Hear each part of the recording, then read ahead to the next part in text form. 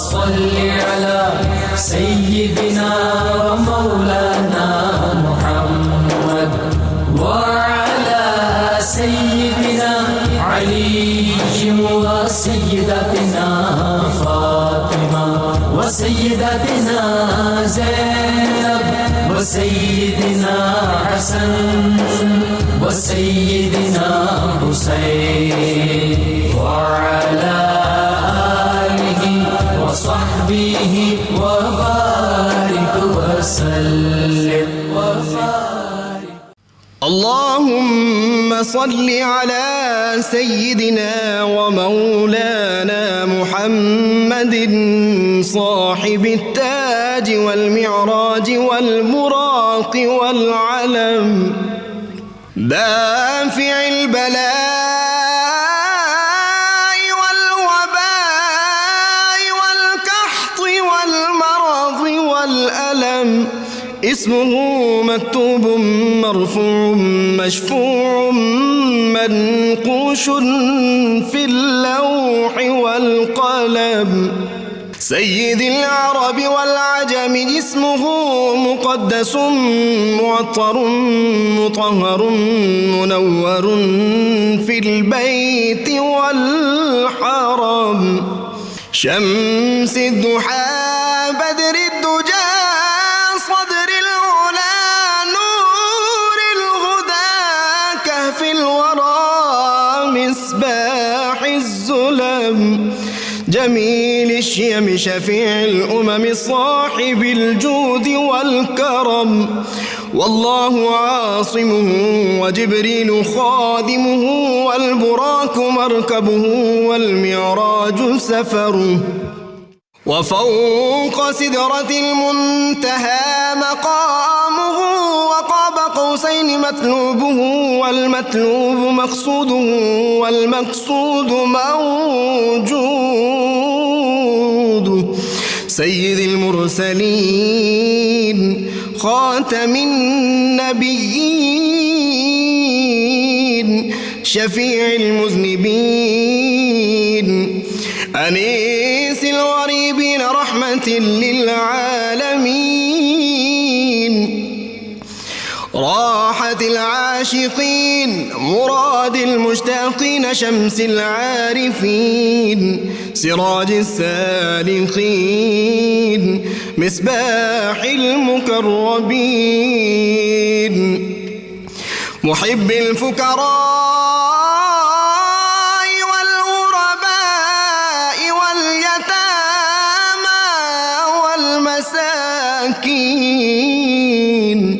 سيد الثقلين نبي الحرمين إمام القبلتين وسيلتنا في الدارين صاحب قاب قوسين محبوب رب المشرقين ورب المغربين جد الحسن والحسين مولانا ومولى الثقلين سيدنا أبي القاسم محمد بن عبد الله نور من نور الله يا أيها المشتاقون بنور جماله بلغ العلا بكماله كشف الدجى بجماله حصلت جميع خصاله صلوا عليه وآله وأصحابه وسلموا تسليما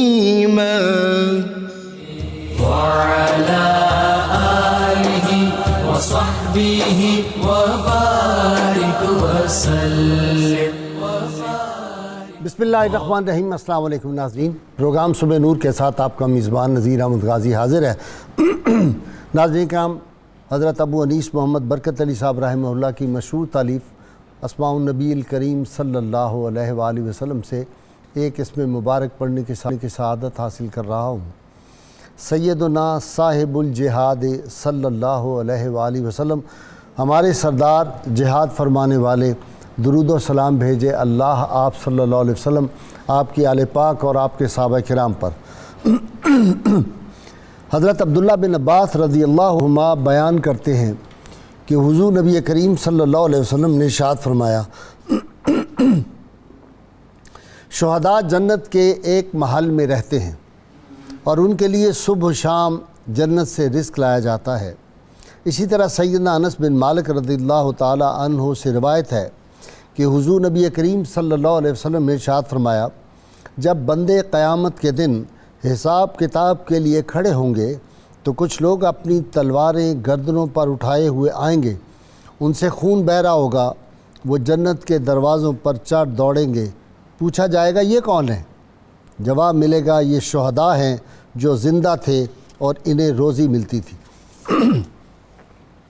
ناظرین کرام، آج ہماری ممدوح وہ ہستی ہے کہ 14.25 صدیاں گزر گئیں اور امت مسلمان کے سب کلمہ گویان اور رسول اللہ صلی اللہ علیہ وسلم کے غلامان سب جو ہیں اس ہستی سے پیار کرتے ہیں، اور جب ان کا نام آتا ہے تو ادب اور احترام سے اہل ایمان کی گردنیں جھک جاتی ہیں اور زبانوں کو ایک عجیب لذت عطا ہوتی ہے اور وہ حوصلے بڑھتے ہیں اس امت کے۔ یہ ہستی پاک وہ ہے حمزہ اسد الرسول اور اسد اللہ واسد الرسول، جن کو لقب عطا ہوئے، جن کا نام جو ہے اور جن کا مقام جو ہے وہ 7ویں عرش پہ لکھا ہوا ہے۔ ناظرین کرام، تحفظ ناموس رسالت کے سپہ سالار اعظم، اور یوں تو تاریخ اسلام کا اگر مطالعہ کریں تو اسلام کی تاریخ شجاعت اور بہادری کے واقعات سے لبریز ہے، لیکن سیدنا امیر حمزہ کی ذات پاک وہ ہے جو باب شجاعت اور دلاوری کا سب سے اول روشن اور تاباں سرنامہ ہے۔ یہ ہستی رسول اللہ صلی اللہ علیہ وسلم کی صرف عاشق ہی نہیں تھی بلکہ محبوب رب العالمین کے محبوب بھی تھے، اور بدر کی زمین کا چپا چپا اور احد کی وادی کے شجر و حجر ان کی شجاعت و بصالت کے نغمے آج تک گا رہے ہیں، اور قیامت تک یہ اور ان کے ساتھی جو کوئی ان کو سلام کرے گا جا کے ان کی بارگاہ میں، یہ اس کا جواب دیتے رہیں گے۔ سیدنا امیر حمزہ رضی اللہ تعالی عنہ سید الشہداء کے اوصاف، فضائل، ان کی جرأت، شجاعت، بصالت، دلیری، دلاوری، جاں بازی، جاں سپاری، دینی غیرت اور عشق رسول اس قدر عظیم ہے کہ اس کو سونے کے حروف اور نور کی سطروں سے بھی قلم بند نہیں کیا جا سکتا، وہ اتنی عظیم ہستی ہے۔ سابقون الاولون میں ان کا شمار، رسول اللہ صلی اللہ علیہ وسلم نے فرمایا تھا کہ حمزہ سارے شہداء کے سردار ہیں۔ اور ناظرین کرام، ایک بہت حدیث پاک میں نے پڑھی، اور ساری حدیثیں پڑھیں تو ہمارا ایمان تازہ ہوتا ہے، لیکن آج کے موضوع کے اعتبار سے مستدرک حاکم میں سیدنا عبداللہ بن عباس رضی اللہ تعالیٰ عنہ کی ایک روایت ہے۔ انہوں نے کہا یہ جو سیدنا امیر حمزہ رضی اللہ تعالیٰ کی شہادت ہے، یہ جو قرآن حکیم کی آیت اللہ کریم نے نازل فرمائی تھی، وَلَا تَحْسَبَنَّ الَّذِينَ قُتِلُوا فِي سَبِيلِ اللَّهِ أَمْوَاتٌ بَلْ أَمْوَاتٌ بَلْ أَحْيَاءٌ عِندَ رَبِّهِمْ يُرْزَقُونَ، کہ جو اللہ کی راہ میں شہید ہو جائے ان کو مردہ گمان بھی نہ کرو، بلکہ ان کو اللہ تعالیٰ کے ہاں سے رزق دیا جاتا ہے۔ یہ سیدنا امیر حمزہ اور ان کے ساتھی شہداء کے بارے میں سیدنا عبداللہ بن عباس فرماتے ہیں یہ آیہ کریمہ نازل ہوئی تھی۔ ناظرین کرام، سیدنا امیر حمزہ رضی اللہ تعالیٰ عنہ وہ عظیم شخصیت جن کے اسلام قبول کرنے پر رحمت کونین صلی اللہ علیہ وسلم کو اتنی زیادہ راحت، فرحت اور خوشی ہوئی، اور یہ دو مواقع ہیں، سیدنا عمر فاروق رضی اللہ تعالیٰ عنہ کا اسلام لانا اور سیدنا امیر حمزہ رضی اللہ تعالیٰ عنہ کا اسلام لانا، اور پھر دین کو ان دونوں ہستیوں سے جو تقویت اور عزت اور جو مقام نصیب ہوا، یوں کہنا چاہیے اسلام کو ایک طاقت آ گئی۔ اور پھر جب کعبۃ اللہ کی طرف مسلمان دو گروپوں میں جب جا رہے تھے، یہ یوں کہیے وہ جلوس جو تھا، ان دونوں کی قیادت جو تھی، ایک طرف سیدنا امیر حمزہ ایک جو تھا گروپ اس کی قیادت فرما رہے تھے، ایک کی سیدنا عمر، اور کسی کو پھر جرأت نہیں ہوئی کہ کعبۃ اللہ میں مسلمانوں کو کھلے عام عبادت کرنے سے روک سکے۔ یہ وہ ہستی پاک تھی جو رسول اللہ صلی اللہ علیہ وسلم کے رضائی بھائی بھی تھے، آپ کے بچپن کے دوست بھی تھے، بچپن کے عزیز دوست بھی تھے، پیارے چچا جان بھی تھے، اور خالہ زاد بھائی بھی ایک رشتے کے اعتبار سے فرسٹ کزن بھی تھے اور چچا بھی تھے، ان کے دو رشتے ہیں۔ رسول اللہ صلی اللہ علیہ وسلم کو یہ ان کا اسم گرامی اتنا محبوب تھا کہ بعض اوقات جب صحابہ کرام اپنے بچوں کے حوالے سے پوچھتے کہ نام کیا رکھیں تو آپ حمزہ نام کو پسند فرماتے تھے، ان کو کہتے تھے۔ ناظرین کرام، یہ ہستی پاک وہ تھی جن کو ہجرت کا اعزاز بھی، ہجرت مدینہ کا اعزاز ملا، اور لشکر اسلام کے یہ عظیم مجاہد پہلا جو ایک دستہ گیا تھا کفار کے مقابلے میں، یہ اس کے کمانڈر ان چیف بھی تھے، اور یہ وہ علمدار تھے جن کو رحمت کونین صلی اللہ علیہ وسلم نے اپنے ہاتھ سے سب سے پہلا اسلام کا جو جھنڈا تھا وہ عطا فرمایا تھا۔ اور پھر شجاع عظیم، کائنات کے سب سے بڑے جرنیل، جب بدر و احد میں کفار کے مقابلے میں آئے تھے تو ان کی معاونت کرنے میں بدر و احد میں جنہوں نے سب سے بڑھ کے معاونت کی تھی اور سب سے زیادہ کفار کو جہنم رسید کیا تھا، وہ سیدنا امیر حمزہ تھے۔ اور اسی لیے بدر کے بعد جب امیہ بن خلف جو جا رہا تھا، اس نے کہا یہ پر والا کون ہے، اس نے ہمیں برباد کر کے رکھ دیا ہے۔ اور احد میں بھی 31 کافروں کو جہنم رسید کیا، اور یہ واحد ہستی ہے جو 2 تلواروں کے ساتھ لڑتے تھے اور دونوں ہاتھوں سے بیک وقت اللہ نے ان کو وہ قوت دی ہوئی تھی۔ یہی خوش نصیب تھے جن کو لقب ملے اللہ کے محبوب صلی اللہ علیہ وسلم سے سید الشہداء، اسد اللہ، اسد الرسول کے لقب عطا ہوئے، اور جن کا مزار پاک آج بھی جو ہے وہ زیارت گاہ اہل ایمان ہے۔ اور اس کے بارے میں کہا جاتا ہے کہ اگر کسی کو سر درد کی شکایت ہو تو وہ ان کے دربار پاک کی وہ جو خاک ہے اس کو لے کے اپنے ماتھے پہ لگائے تو جتنا پرانا درد ہو وہ دور ہو جاتا ہے۔ اور انہی کے مزار پاک سے وہ جو پتھر اٹھائے تھے سیدہ فاطمہ سلام اللہ علیہا نے اس کی تسبیح بنوائی تھی، اور اسی پہ آپ جو وہ تسبیح کیا کرتی تھی۔ اور ان کی جب شہادت ہوئی تھی، حضور صلی اللہ علیہ وسلم کتنے غمگین تھے اس کا اندازہ اس بات سے کیا جا سکتا ہے، جو وہاں پہ خواتین انصار کی آ کے روئی تھی ان کی شہادت پہ، آپ صلی اللہ علیہ وسلم ان کے لیے ان کے حق میں دعا فرمائی تھی۔ ناظرین کرام، ان کے اتنے القابات ہیں، اتنی ان کی شان ہے، جی چاہتا ہے بیان کرتا چلا جاؤں اور صبح سے شام ہو جائے، لیکن میرے ساتھ 2 آج میرے بڑے معروف اسکالر، آپ ان دونوں سے واقف ہیں، میں چاہتا ہوں وہ بھی اس میں زیادہ شریک ہوں، ان کی پارٹیسپیشن ہوگی۔ میں بڑی مشکل سے اپنے آپ کو روک رہا ہوں۔ سیدنا امیر حمزہ رضی اللہ تعالیٰ عنہ کا ذکر پاک آتا ہے، حضور کو محبوب ترین ہستی تھی نا، تو حضور کی محبوب ہستیاں جو ہیں ہم ان سب کے غلام ہیں، اور اصل مقصد یہی ہوتا ہے ان کی بارگاہ میں حاضری لگوائی جائے، اور یہ وہ ہستی ہے رسول اللہ صلی اللہ علیہ وسلم کی بارگاہ میں کوئی بھی سفارش منوانی ہو ان کا واسطہ وسیلہ لے کے جائیں۔ آج میرے ساتھ شریک گفتگو اس ہماری علمی اور روحانی مجلس میں جناب پروفیسر ڈاکٹر معین نظامی صاحب، آپ ان سے واقف ہیں، ہمارے ملک کے نئی عالم اسلام میں جانی پہچانی شخصیت اسکالر، ان کے ساتھ کئی کتابوں کے مصنف نوجوان اسکالر ہیں علامہ شہزاد مجددی صاحب، اور آخر میں بارگاہ سید الشہداء میں زاہد مقصود صاحب کی آواز میں ہم منقبت بھی آپ کو سنوائیں گے۔ میں ابتدا کر رہا ہوں ڈاکٹر صاحب سے۔ جی ڈاکٹر صاحب، حضور حضرت سیدنا امیر حمزہ کا ذکر خیر ہو اور اہل ایمان کے دلوں کو فرحت نہ ہو اس سے، یہ تو ممکن کوئی نہیں ہے۔ سبحان اللہ۔ آپ کے جو فضائل ہیں، کمالات ہیں، جو شخصی وجاہت ہے اور جو نجابت خاندانی ہے، تمام محدثین نے اور مورخین اسلام نے بالتفصیل اس کا ذکر کیا ہے۔ آپ حضرت عبد المطلب کے لاڈلے بیٹے تھے۔ جب والد ماجد کا انتقال ہوا تو ان کی عمر 10 برس تھی۔ صحیح۔ رسول کریم صلی اللہ علیہ وآلہ وسلم کے دنیا میں تشریف لانے سے 2 برس پہلے ان کی ولادت ہوئی تھی۔ آپ نے فرمایا رضائی بھائی کا دودھ شریک بھائی کا رشتہ، تو وہ علماء نے لکھا ہے کہ وہ بھی 3 حوالوں سے آپ دودھ شریک بھائی بنتے ہیں۔ ٹھیک۔ ابن سعد نے لکھا ہے کہ حضرت حمزہ کی والدہ ماجدہ نے ایک بار رسول اللہ صلی اللہ علیہ وآلہ وسلم کو دودھ پلایا۔ ٹھیک۔ اس کے بعد ابو لہب کی جو کنیز تھیں سویبہ، ان کا دونوں نے دودھ پیا ہے۔ ٹھیک۔ اس کے بعد اسی مورخ نے لکھا ہے اور اس کے پاس دلائل ہیں اور شواہد ہیں کہ عرب کی ایک اور خاتون بھی ہیں جنہوں نے دونوں ہستیوں کو دودھ پلایا۔ ایسا ہی تو درست۔ گویا دودھ شریک بھائی ہونے کے بھی 3 نسبتیں اور 3 حوالے ہیں، اتنا استحکام ہے اس میں۔ سبحان اللہ۔ رسول کریم صلی اللہ علیہ وآلہ وسلم کے جو بچپن میں قریب 3 افراد ہیں ان میں حضرت حمزہ سر فہرست ہیں۔ اکٹھا کھیلنا اور ایک ہی خاندان۔ اچھا غازی صاحب، حضرت امیر حمزہ چونکہ عرب میں شجاع ہونا، دلاور ہونا، سخی ہونا، یہ ایسی باتیں ہیں کہ کسی شریف خاندان کے کسی نوجوان کا ان صفات کے بغیر کوئی تصور بھی محال ہے۔ کہا جاتا ہے کہ اگر آپ کسی عرب کے بارے میں کہیں کہ وہ سخی اور شجاع ہے تو یہ آپ اس کی کوئی فضیلت نہیں بیان کر رہے ہیں، اس کے فضائل اس سے آگے شروع ہوتے ہیں۔ ٹھیک۔ تو جتنے بھی فنون حرب تھے، کشتی گیری ہے، تیر اندازی ہے، شمشیر زنی ہے، نیزہ بازی ہے، شکار ہے، گھوڑ سواری ہے، اس سب سے آپ کو شغف تھا. اور جو مشہور ترین افراد تھے نوجوانوں میں ان سارے فنون میں، ان میں ایک حضرت حمزہ بھی ہیں.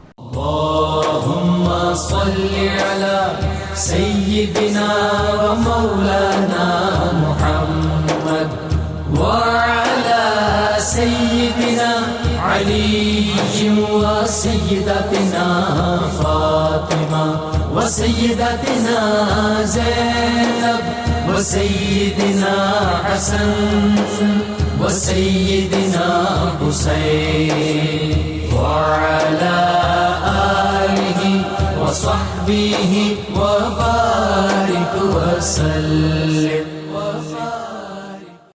اللهم صل على سيدنا ومولانا محمد وعلى سيدنا علي وسيدتنا فاطمة وسيدتنا زينب وسيدنا حسن وسيدنا حسين وعلى آله وصحبه وبارك وسلم.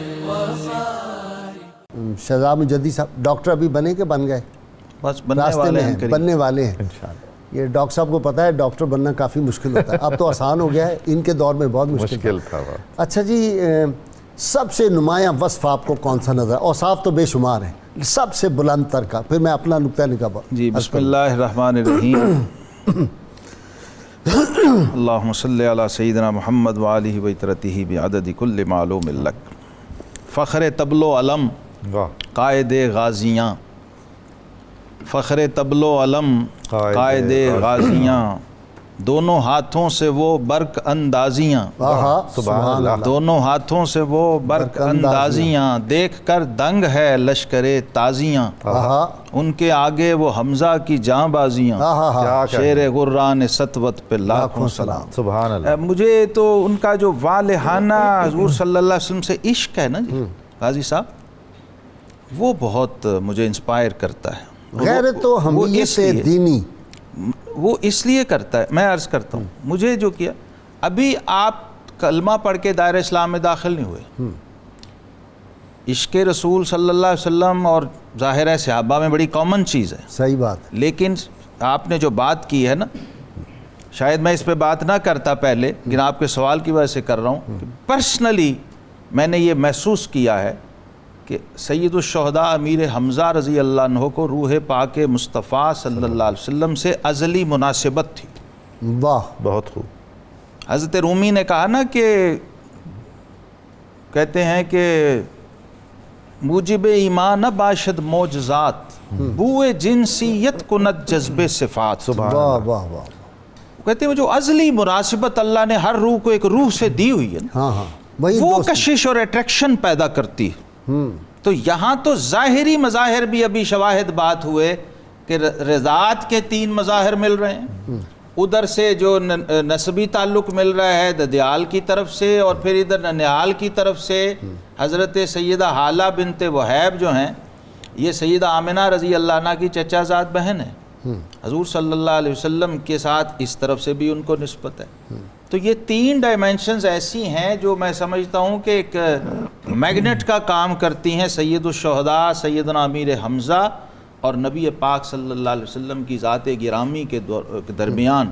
اس لیے میں تو یہ سمجھتا ہوں کہ امیر حمزہ اس طرح کھنچتے تھے ذات رسالت کی طرف جیسے لوہا مقناطیس کی طرف کھنچتا ہے. سبحان اللہ. تو یہ ایک فطری طبعی جبلی کشش ان کے وجود میں تھی ذات پاک مصطفیٰ صلی اللہ علیہ وسلم. آپ صلی اللہ علیہ وسلم کے خلاف بات سنی نہیں سکتے، قطعاً برداشت نہیں. اسلام لانے کے بعد تو پھر معاملہ لا یومن اسلام لانا جو ہے میں اس کو بھی اس تعلق کا سبب سمجھتا ہوں. بالکل ایسا ہی. اور خود انہوں نے اس کا اظہار کیا جب وہ شکار سے لوٹتے ہیں اور وہاں آ کے لونڈی کہتی ہے کہ آپ دیکھیں آپ. اب یہاں بھی بات سمجھ آ رہی ہے کہ اس کنیز نے بھی سید الشہداء کو کیوں کہا، اور روکا، اور بھی تو بہت لوگ تھے، اسپیشلی کہا. اس کا مطلب ہے کہ لوگوں کو یہ تعلق معلوم تھا. اچھا وہ جب کہا تو آپ سب چھوڑ چھاڑ کے، ورنہ آپ کا معمول تھا خانہ کعبہ جانا، طواف کرنا، اور پھر گھر جانا، لیکن آپ سیدھا گئے اور ابو جہل کے سر پہ کمان ماری، اور جیسا جلال دنیا جانتی ہے آپ نے فرمایا، اور ابو جہل کا جو حشر کیا بھرے مجمع کے اندر، اور وہ جو جواب دیا اس نے کہا کیا تم نے اسلام قبول نہیں کیا؟ اس طرح ہی سمجھ لو پھر یہی تو کر لیا ہے۔ سب لوگوں نے کہا، انہوں نے یہ نہیں کہا، لوگوں نے کہا کہ حمزہ تم بھی معاذ اللہ بے دین ہو گئے ہو، صحابی ہو گئے ہو، اس طریقے پہ چل۔ تو امیر حمزہ رضی اللہ عنہ کہا ہاں میں نے کلمہ پڑھ لیا اور میں مسلمان ہو گیا، اور میں بھی وہی کہتا ہوں۔ اچھا یہ نہیں کہا کیا کہتا ہوں، میں بھی وہی کہتا ہوں جو میرا بھتیجا کہتا ہے، اور میں اسی طریقے پہ ہوں جس پہ وہ ہے۔ اب یہاں عجیب و غریب کیفیت لوگوں پہ پیدا ہو، کو سرشاری سی کوئی، اور بنو مخزوم آئے آگے بڑھے، جو ابو جہل کا حشر کیا آپ نے، کمان ماری، سر پھٹا اس کا، اور پھر اس کو برا بھلا بھی کہا، تو اس کے جب بچانے والے تو اس نے کہا نہ حمزہ کو چھوڑ دو، واقعی مجھ سے غلطی ہوئی تھی، میں نے بات کی۔ اگلی بات جب حضور کی بارگاہ میں گئے ہیں اور جا کے کہا میں ابو جہل سے بدلہ لے آیا ہوں، وہ جو سرکار مدینہ صلی اللہ علیہ وسلم نے ارشاد فرمایا نا، وہ آپ ہی فرما سکتے ہیں، کائنات میں کوئی نہیں کہہ کہ مجھے خوشی تب ہوگی، مجھے یہ خوشی نہیں ہے کہ میرا بدلہ لیا گیا ہے، مجھے تب خوشی ہوگی چچا جب آپ یہ وہ ٹرننگ پوائنٹ تھا غازی صاحب، اور پہلی چوٹ تھی اس گرم لوہے پر نبی پاک صلی اللہ علیہ وسلم کی طرف سے، اور یہاں سمجھیے کہ پوری شخصیت سید الشہداء سیدنا امیر حمزہ کی اس لمحے تیار ہوئی ہے، اور آپ صلی اللہ علیہ وسلم کا نفسیات سمجھنا، اور پھر وہی بات میں نے عرض کی کہ گرم لوہا تھا اور چوٹ لگانا، اور کیسی رحمت بھری چوٹ لگائی ہے کہ سید الشہداء کنورٹ ہو گئے 100%۔ اچھا اس کے بعد ایک کیفیت اور ہے، آپ کہتے ہیں کہ میں جب گیا واپس تو رات بڑا بیتاب اور بے چین رہا، مختلف خیال، لوگوں کی باتیں، پھر کعبہ کا متولی خاندان، مذہبی فیملی، تو رات بے چین رہا کہ یہ کیا ہے، میں یہ سب چھوڑ کے اب ادھر جا رہا ہوں اپنے بھتیجے کے ساتھ۔ ان کے اس بے چینی کے اندر وہ کہتے ہیں میں نے جب رات گزاری اور صبح حضور صلی اللہ علیہ وسلم کے پاس گیا اور کہا کہ مجھے کوئی ایسی بات کہیے کہ میری بے چینی ختم ہو جائے، اور یہ جو اضطراب ہے اور یہ جو تشکیک کی کیفیت ہے یہ سب ختم۔ تو گویا نبی کریم علیہ السلام سے فرمائش کی کہ مجھے واعظ کیجئے اور مجھے کچھ فرمائیے اور کچھ تقویت کا سامان کیجئے۔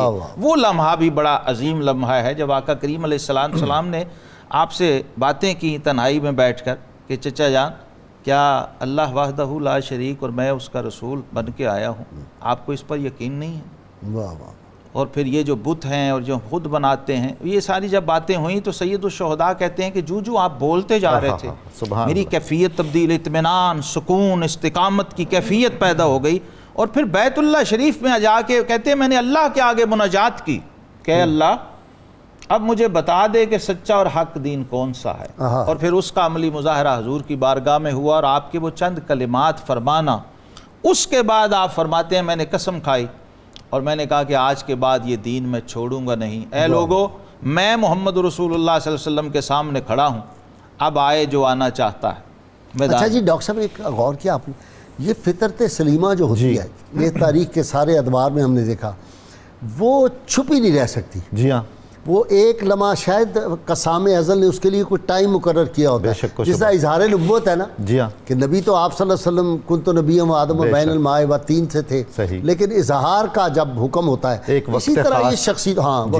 اچھا دوسرا جو کمال ہے کہ صحابہ کرام میں سے کسی نے جبریل امین کو اصلی حالت میں نہیں دیکھا اور لاڈی دیکھی کہ یا رسول اللہ میرا جی چاہتا ہے کہ میں جبریل امین کو دیکھوں، مجھے ان کی زیارت کرا دی۔ آپ نے کہا بڑی مشکل ہے اصلی حالت اس کو دیکھنا، آپ کے لیے پرابلم ہوگا، کہا نہیں پھر دکھائی دے۔ تو جبریل امین کے میرے خیال ہے وہ پائے اقدس جب دیکھے ہیں تو اس وقت بے خودی طاری ہو گئی۔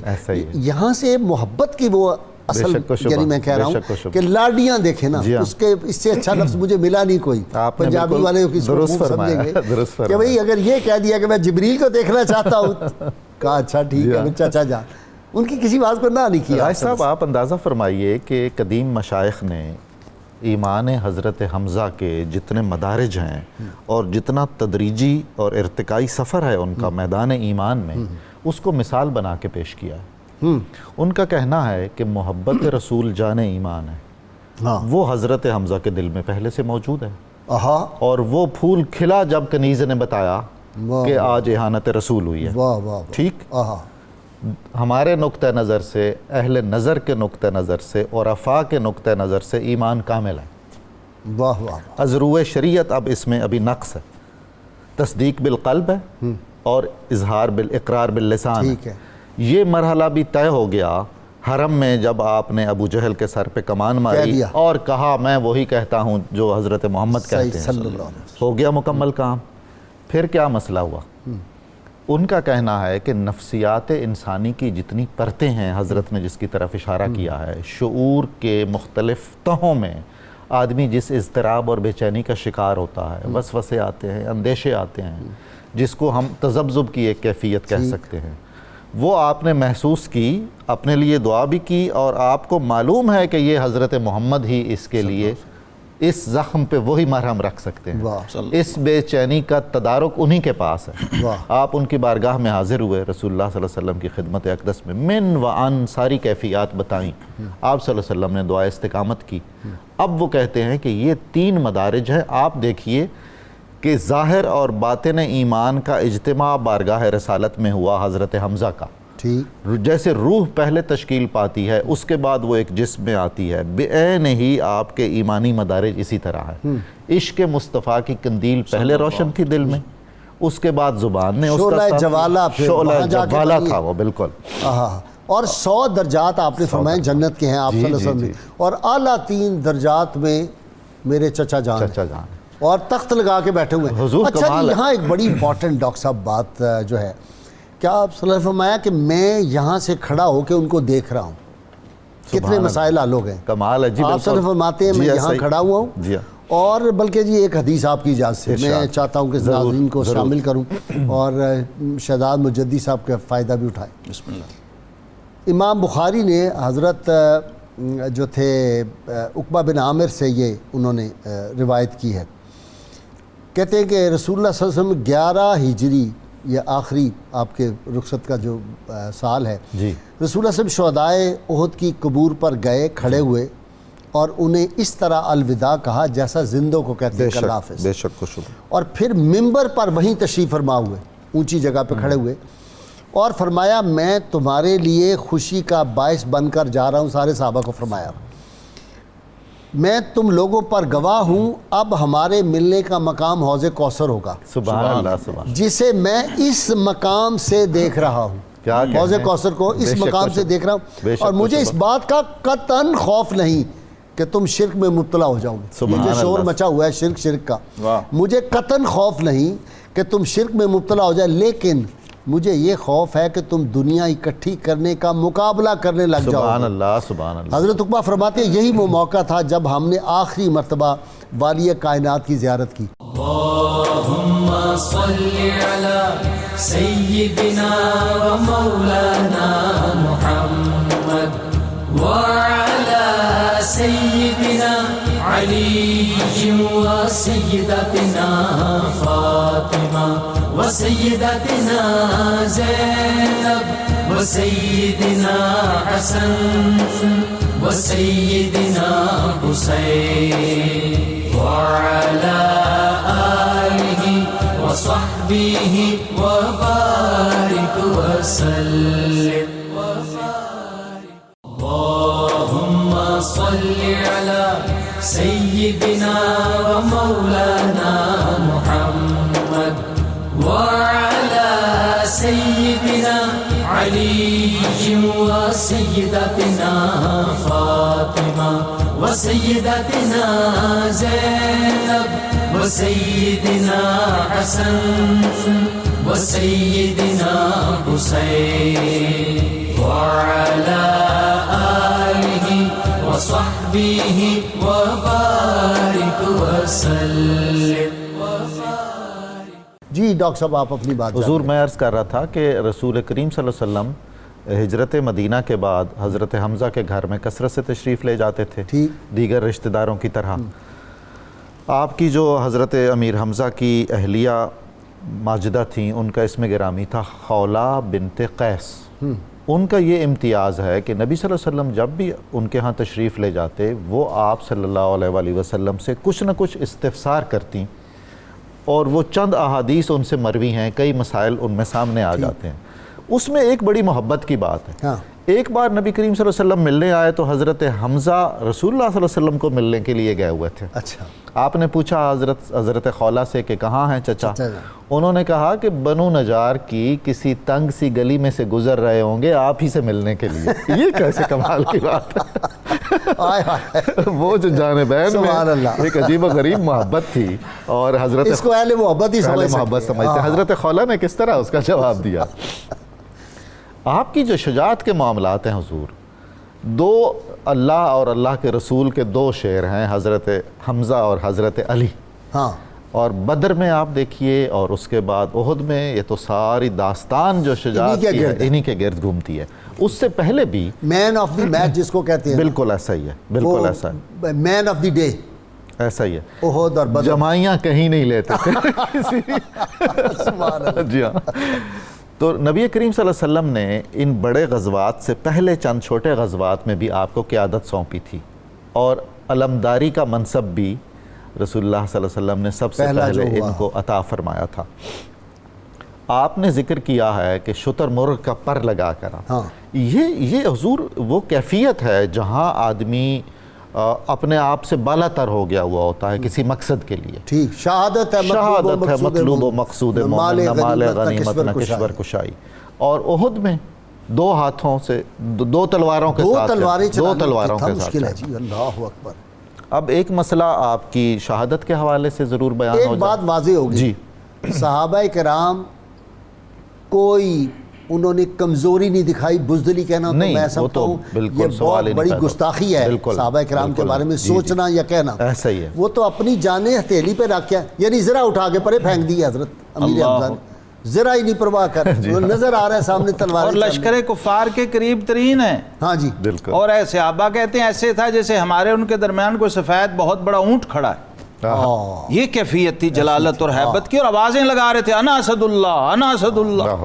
وہ کہا یا دو انہوں نے مثالیں دی، یا تو شیر اللہ کا، اور یا کہا کہ وہ جو خاکستر رنگ کا اونٹ ہوتا ہے جب وہ غصے میں ہوتا ہے تو وہ جس طرح دھاڑتا ہے. جی ڈاکٹر صاحب. تو بھائی صاحب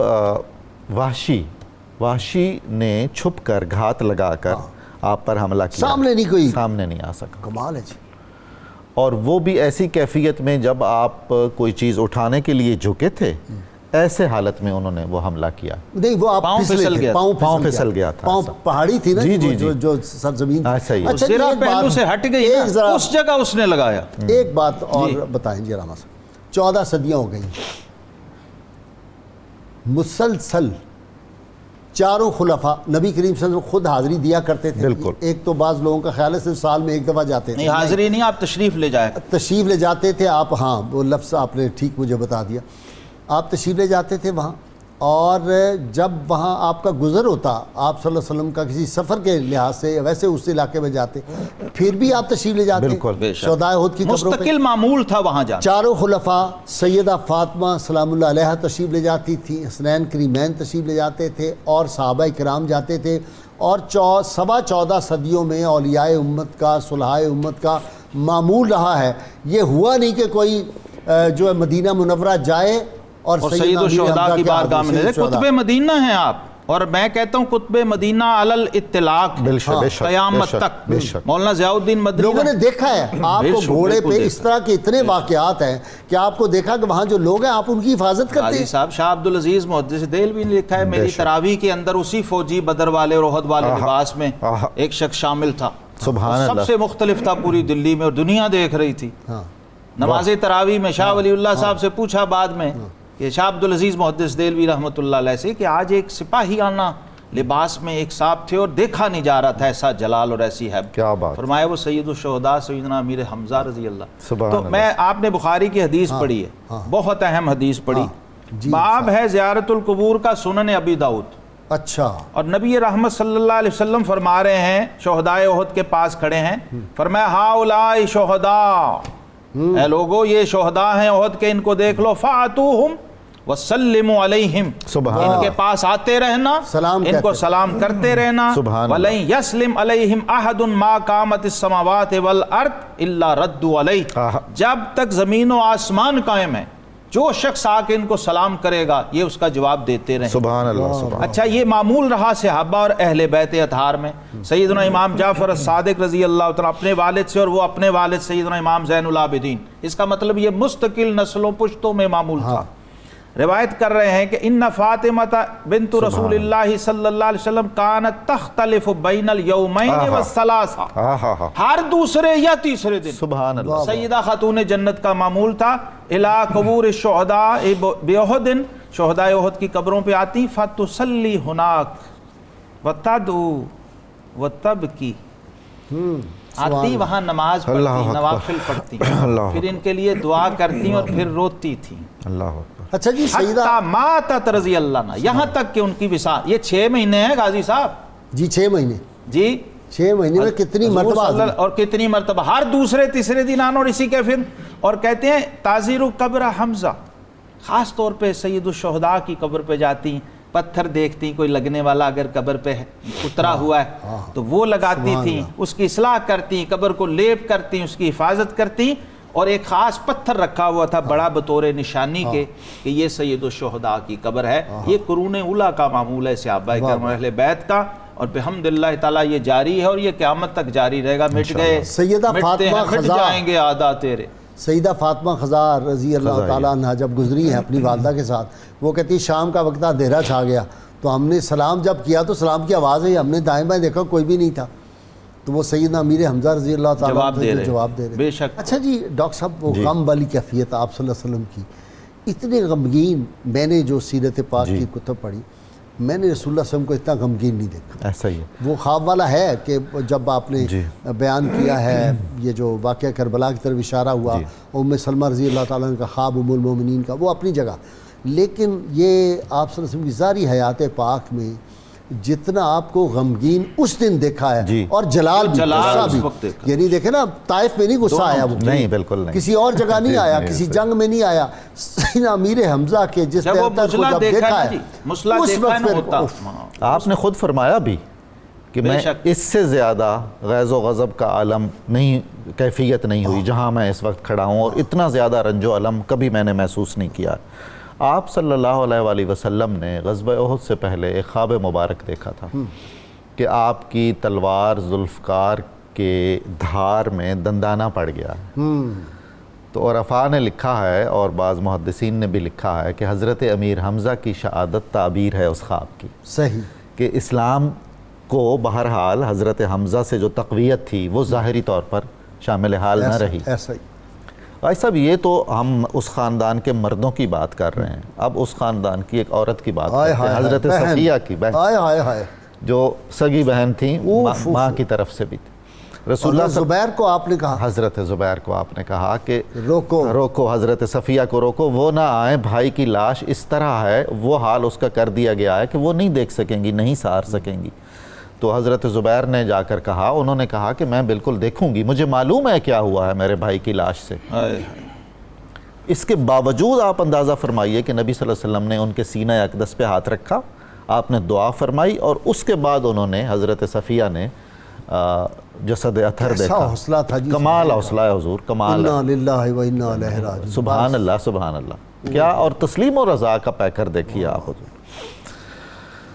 ہری ہے شاخ تمنا ابھی جلی تو نہیں، سبحان اللہ. دبی ہے آگ جگر کی مگر بجھی تو نہیں، جفا کی تیغ سے گردن وفا شعروں کی کٹی ہے برسر میدان مگر جھکی تو نہیں. اللہم صلی علی سیدنا و مولانا محمد وعلی سیدنا علی و سیدتنا فاطمہ و سیدتنا زینب و سیدنا حسن و سیدنا حسین وعلى آله وصحبه وبارك وسلم. اللهم صل على سيدنا ومولانا محمد وعلى سيدنا علي وسيدتنا فاطمة وسيدتنا زينب وسيدنا حسن وسيدنا حسين وعلى آله وصحبه وبارك وسلم. کتاب الشفا سے جی گھر میں اتفاق و محبت کے لیے نسخہ ہے. روزانہ صبح و شام اللہ تعالیٰ کے اسماء مبارکہ یا واسع یا حنانو یا حلیموں کی ایک ایک تسبیح کرنے سے گھر میں اتفاق پیدا ہوتا ہے، نفرتیں ختم ہوتی ہیں. شرط یہ ہے کم از کم 11 مرتبہ کوئی بھی درود پاک جو آپ ہوتا ہو وہ اول و آخر ضرور پڑھیں. سیدنا علی مرتضیٰ شیر خدا فاتح خیبر ارشاد فرماتے ہیں جہاد دین کا ستون اور سعادت مندوں کا طریق ہے اور مجاہدین کے لیے آسمان کے دروازے کھول دیے جاتے ہیں. جی زاہد مقصود. شیر حق فخر بدر و احد آپ ہیں، شیر حق فخر بدر و احد آپ ہیں. کوئی میدان ہو مستند آپ ہیں، جس کے ڈر سے لرزتا تھا ابو جہل بھی، جس کے ڈر سے لرزتا تھا ابو جہل بھی، جس کو تھی کفر و باطل سے قد آپ ہیں. آپ ہی تو ہیں محبوب خیر الورا، آپ ہی تو ہیں محبوب خیر الورا. عاشق ذات رب صمد آپ ہیں، مرد شمشیر زر شیر باطل شکن، مرد شمشیر زر شیر باطل شکن، فخر اہل عرب تا ابد آپ ہیں، اور جن کو کہتے تھے سرکار یا امنا، جن کو کہتے تھے سرکار یا امنا، میرے آقا کے وہ معتمد آپ ہیں، شیر حق فخر بدر و احد آپ ہیں، کوئی میدان ہو مستند آپ ہیں، شیر حق فخر بدر. صل على سيدنا ومولانا محمد وعلى سيدنا علي وسيدتنا فاطمة وسيدتنا زينب وسيدنا حسن وسيدنا حسين وعلى آله وصحبه وبارك وسلم.